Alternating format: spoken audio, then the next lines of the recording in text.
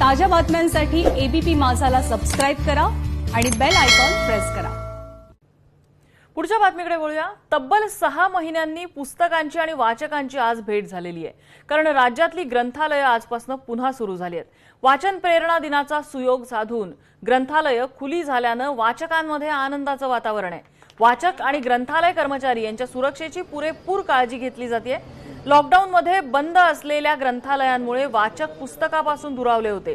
शिवाय ग्रंथालयांमध्ये काम करणारे कर्मचारी आर्थिक संकटात सापडले होते। त्यामुळे माझानं मोहीम राबवून हा मुद्दा लावून धरला आणि सरकारने त्याला प्रतिसाद देत ग्रंथालय पुन्हा सुरू करायला परवानगी दिली आहे।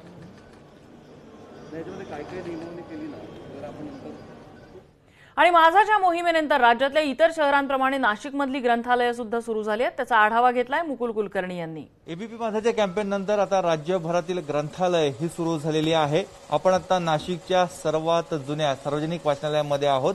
180 वर्षांचा वारसा या वाचनालयाचा आहे। मात्र गेल्या 6 महिन्यापासून इथे वाचक येत नव्हते, वाचनप्रेमी येत नव्हते, कारण कोरोनाच्या संसर्गामुळे हे वाचनालय पूर्णपणे बंद होतं। परंतु आज असा दिवस उजाडलेला आहे। आज जे वाचक आहेत, जे वाचनप्रेमी आहेत, त्यांच्यासाठी आजच दिवाळी आहे, आजच दसरा आहे। कारण 6 महिन्यांची जी आतुरता त्यांना होती, जी आतुरतेने वाट बघत होते, ती आता कुठेतरी मिटलेली आहे आणि सर्वजण उत्साहाने इथे येत आहेत, पुस्तकं घेत आहेत आणि आपल्या घरी जात आहेत। आपल्याबरोबर वाचनालयाचे प्रमुख सचिव आहेत जयप्रकाश जातेगावकर। नेमकी काय काळजी घेतली जाते, काय खबरदारी घेतली जाते, जाणून घेऊयात। सर, आज खरा आनंदाचा दिवस आहे तुम्हा सर्वांसाठी। नेमकी काय खबरदारी घेतली जाते, कारण कोरोनाचा संसर्ग अजूनही अबाधित आहे?